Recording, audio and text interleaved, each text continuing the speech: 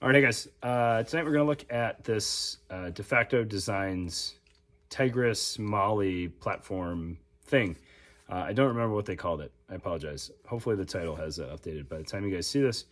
But I want to set the stage. I don't think this is a bad product. I just think you have to know kind of what you're getting into before you buy it.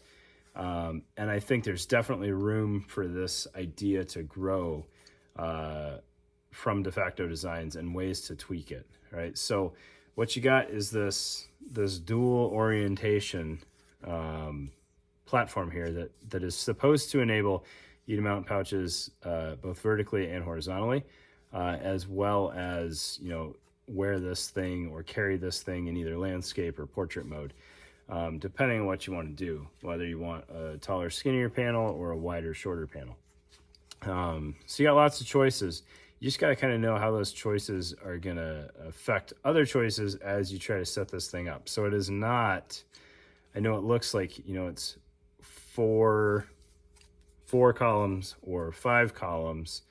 It's not quite true. You're not going to get full functionality out of the entire footprint, depending on your pouch choice, how wide they are, what you're carrying, and how you really want to configure this. And then you've got the holes punched in here as well, so you can paracord things to it. You can potentially direct mount sheaths or holsters to this thing if you want. I did not mess around with the hole spacing there and trying to figure out, is it Safari Land pattern or is it Blackhawk? I didn't do that because just based on how cleanly spaced everything is, I don't think it fits any one pattern. I think you just have to kind of like find holes in the thing that you're going to mount and tie paracord, and maybe it lines up, maybe it doesn't. But let's get this on the table and talk through some of the usage concerns that I have versus like not being well made, right? All right, so before we get too far into this thing, I have referenced Mali math in the past, and I want to kind of show you what I mean on that. So Mali or Powell's webbing baseline specification is more or less set in stone, and people have successfully tweaked it a little bit and accounted for changes in the math in other places. But your baseline expectation here, if you have 2 rows of Powell's webbing, is that you're going to use 1-inch webbing, right? So you've got 1 inch of vertical space, and then you should have a 1-inch gap and then another inch of webbing there. And then your stitch lines are going to be spread out every 1.5 inches. So if you've got 4 columns of Mali, that should take up 6 inches. If you've got 6 columns of Mali, that should take up 9 inches. So, when you look at something like an M4 mag that is just shy of 3 inches wide, and you fit 3 of them across the front of a plate carrier, that takes up 9 inches. And then if you look at typical SAPI sizes, people will reference 10 by 12 as a fairly common size, even though that's not really based on any specification. 10 inches wide versus 9 inches of stuff on top of it, that tends to fit pretty well. That, most plate bags are going to be 6 columns wide. If you plus up to a large plate, and then you get to like your 10.5 inch range, if you really wanted to, you could go 7 columns wide. So that's kind of where I look at like Mali math, and like looking at like either the footprint of Mali on something as a judge for how big that thing is, or if I know the overall specification of it, I can divide that by 1.5 inches or by 2-inch clusters and figure out how tall of a footprint we can get on there or how wide of a footprint. All right, so that's the baseline kind of specification there. And I mentioned that because, if we've got 1.5 inches going one direction and 1 inch or 2 inches, depending on how you look at it, going the other direction, then you know that you can't just straight flip the orientation and have everything line up correctly. To do that, you would have like holes on top of other holes and intersections between laser cut lines, and I haven't seen it successfully done yet. And I kind of blindly accepted that they had somehow figured out the magic on this one but I didn't have one in front of me to actually measure and check that. So what you're getting here, and I apologize, this ruler is probably not going to show up very well in here. You're just going to have to kind of believe me, is that each one of these cuts is about 1 1/8 wide. So each groove going in each direction is about 1 1/8. So if you measure center to center, it's 1.5 inches, just over 1.5 inches. And then if you measure center to center the other direction, it should be the same. And it is just over 1.5 inches. So everything is cut on here with perfectly uniform spacing.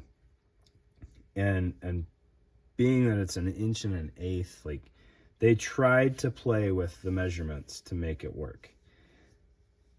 But what I think you kind of lose in that setup is once you start looking at multiple things being mounted or wider things being mounted. If we go with a 3-inch M4 mag, we will go all the way on the Tegris on the left side here, and we are all the way on the Tegris on the right side here, just at this next cut. So we have lost some space there because we're using up all of the edge there on this 1-2 column footprint. So in theory, if you wanted to have two column pouches on here and skip the middle column, it would work okay. But then the other issue that we run into is we're supposed to have, 1 inch of webbing and 1 inch of gap. Well, if you thread molly into, or a molly strap into one of these grooves, the next time it can come back out of a groove is at 1.5 inches, which is either, depending on how you look at it, is either 1/2 inch too far or 1/2 inch too short, because ideally we want that strap to be able to come back up after 1 inch of being mounted to the platform, which makes it a little bit confusing to figure out how you're supposed to mount things, especially if you're using, well, it really, regardless of what you're using, it makes it complicated, and I'll show you that here. So we've got a Paraclete pocket that uses their tuck tabs here. If they didn't have this ribbon on here, we might not run into too many issues, but I just want to show that if you happen to be a Paraclete fan, as anybody with culture is, you're really gonna have to fight to get that strap through there, or you're gonna have to cut off your ribbon. Which, cutting off the ribbon, not a showstopper by any means, but it is there kind of as a positive block. When you get to the end of your threading, you pull that out and it kind of acts as a brake. Right, so Paraclete pouches are kind of off the table on this design. Okay, so if we can't use Paraclete pouches, let's go back to the old standard. Like this is the way to do pals webbing, right? So you got that buckle on there. Well, if we try to do that,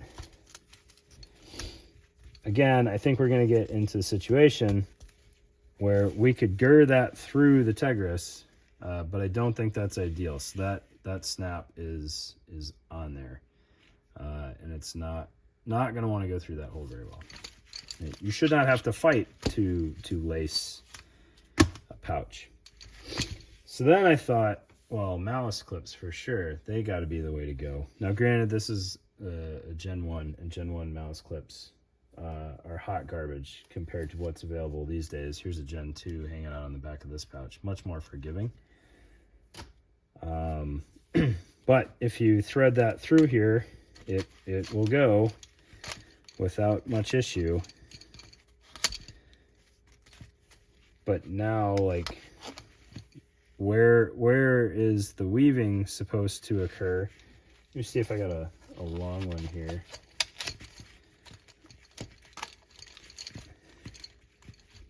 Because we're gonna miss when we should have weaved this thing, based on it being a 1/2 inch too long or 1/2 inch too short, depending on how you look at it. I think I should be able to get this one out of here pretty easy.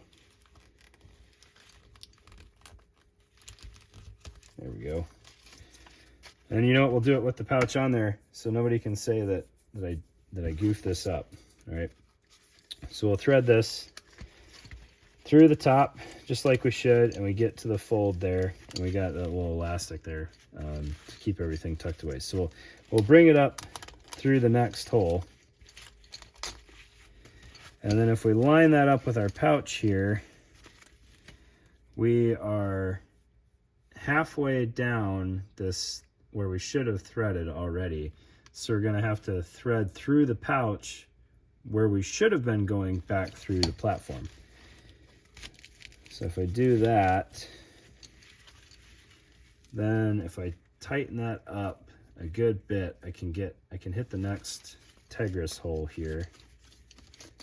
And if I hit the next Tegris hole and come back out, then I can make it to the buckle there. But now my weaving has become kind of lazy man's weaving, and I only hit the pocket one more time when really I should have hit it twice, which is not ideal.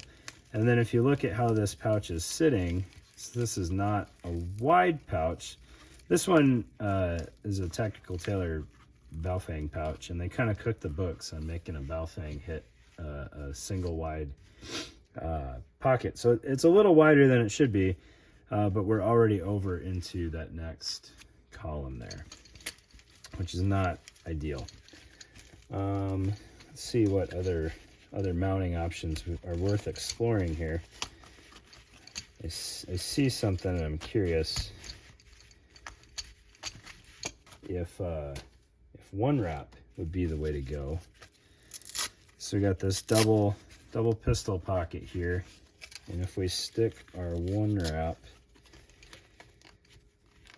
through here, then the next place that really makes sense, we missed that next hole, so we got to go down further.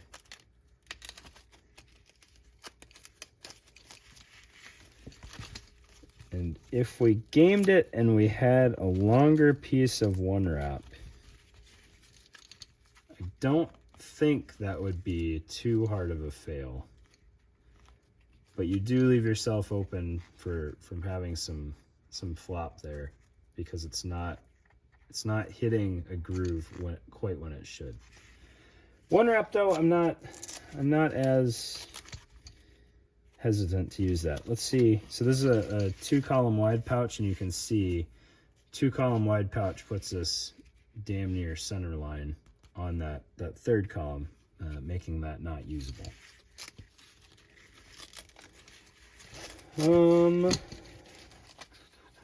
What other pouches do I have here? I got this Snake Eater tactical mag pouch here. The way the one wrap is set up on here would be far from ideal, to the point that I would say you could not make that work very well. So you would again need a longer piece of one wrap and not weave it at all. I'm not sure. I got this one used, and whoever put this together really wanted to use the one wrap as molly, which is not necessarily how I've done that in the past. That's a knockoff Paraclete tuck tab.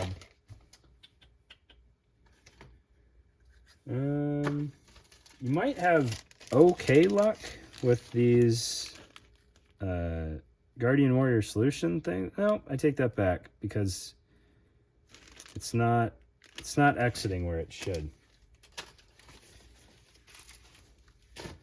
We've got an AWS tuck tab here. This is probably never going to come back off once I get it through here.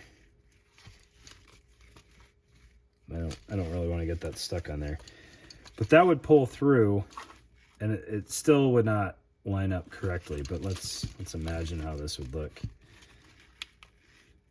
So this one is kind of the best example I've seen so far.